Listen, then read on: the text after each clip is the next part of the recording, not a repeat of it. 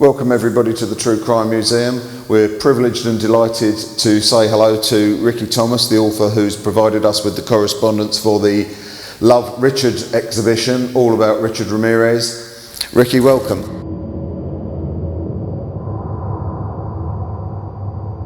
You've seen the exhibition that we've put together, Love Richard, which is constituted of your correspondence with Richard Ramirez, the Night Stalker. Let me first ask you, what initiated your correspondence with the Night Stalker?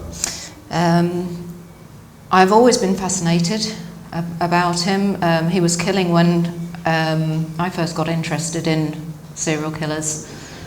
I followed the case very closely and read as much as I could about him, and the next progression, the obvious step to take, was to ask him himself, or not actually ask him because you don't talk about the crimes, but just to see if I could get anything about his psychology, about him, from writing personally.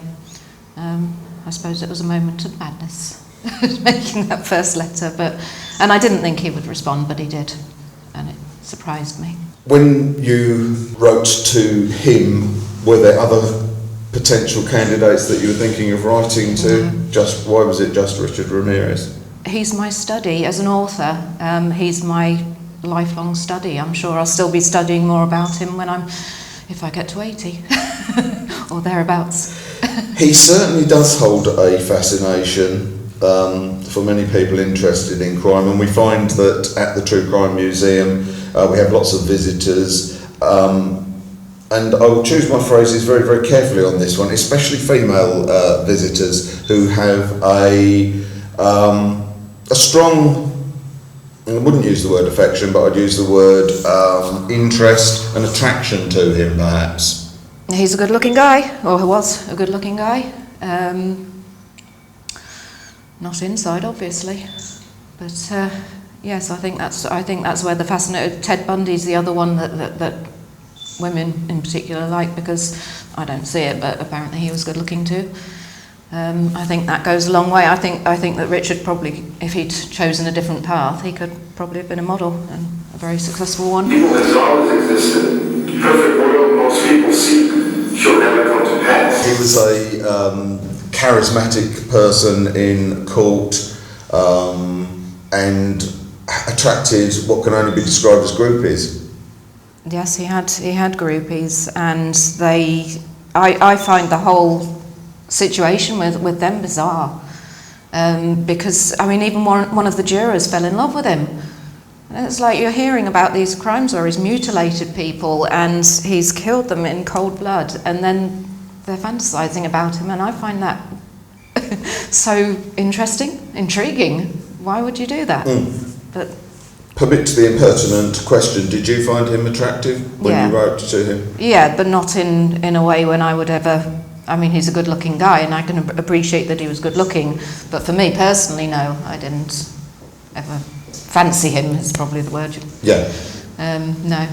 What would you say to people who would say that he should have been extinguished from this earth and not allowed any kind of privileges, even that of life, should just have been executed, perhaps? I think that people need to study serial killers, people like myself, because they're going to keep happening. And if somebody doesn't take it, if everybody says, right, we can't talk about that, we can't do anything with that, then you're not going to learn out why these people are doing these crimes. Ted Bundy, I thought it was awful that he did actually go to death row, because he was actually assisting the CIA with an insight to. I mean, he helped with the Green River killer. But once they're dead, you can't study them any longer. And one of the things they're finding is that there is actually a fault on the brain, frontal lobe.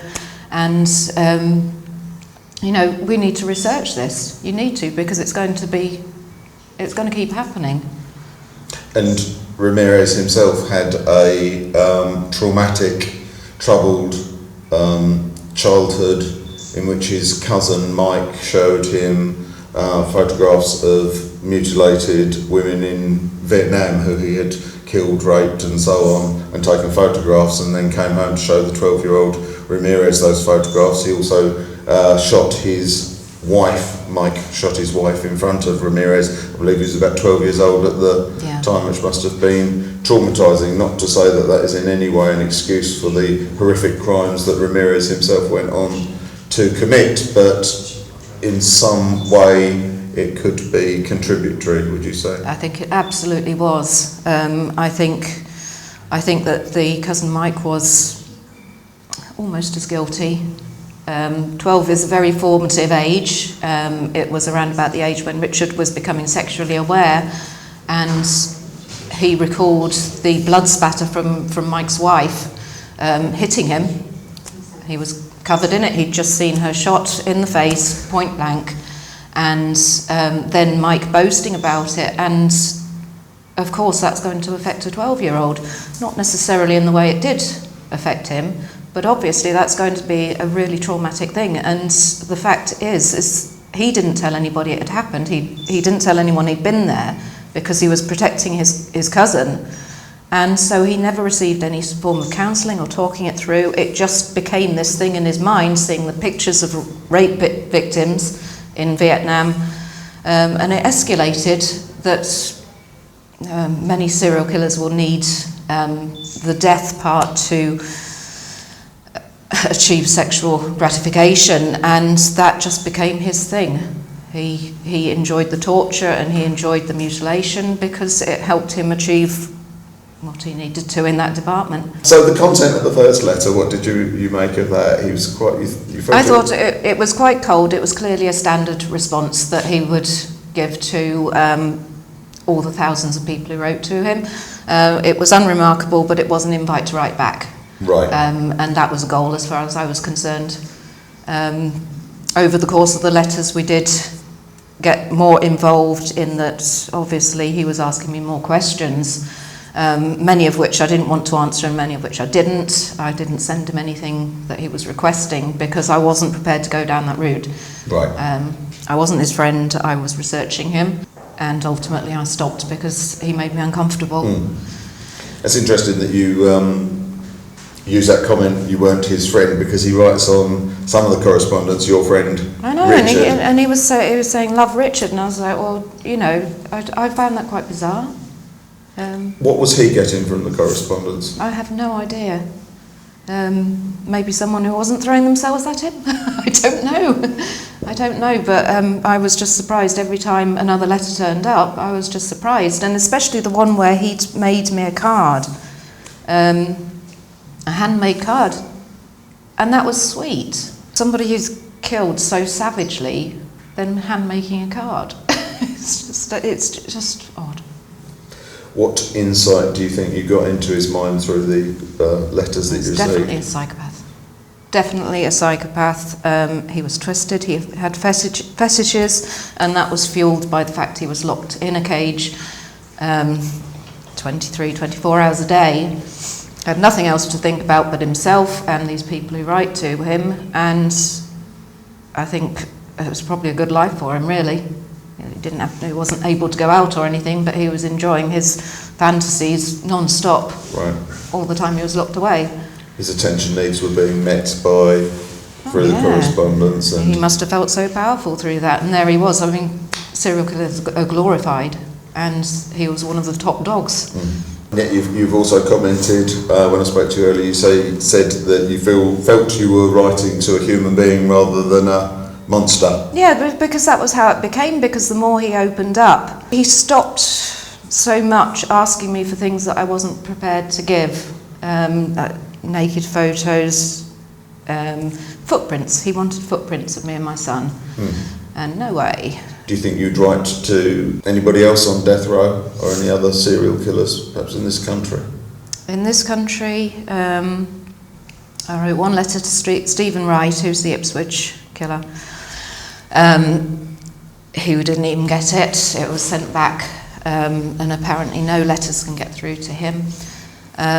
Why is that? Is the system different in this country for correspondence with serial killers than it would be in America, do you think it's more lax in America, more relaxed? I don't know, because I've not really done it much, but... But you never had any problems getting any letters through or from Ramirez? No problem at all.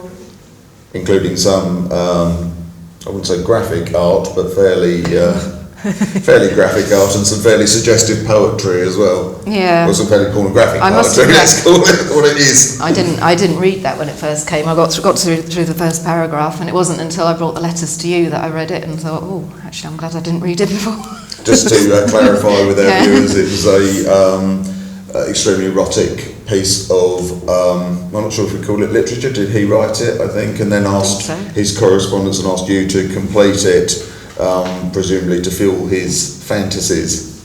I don't know, but I didn't anyway. And that really was what sort of ended the correspondence, that, and... I felt it was going too far. Right. He was asking for too many questions about my boy, who was 6 at the time, and I didn't like it. It was too uncomfortable for me. Thanks ever so much for that, Ricki. That was absolutely fascinating insight into the mind of a serial killer there. Come down to the True Crime Museum, and for the rest of February we have on display the letters that Richard Ramirez and Ricki exchanged. Once again, many thanks to you. Ricki's books are available here in the shop at the True Crime Museum. They are fascinating reads, all about crime, and we hope to see you soon.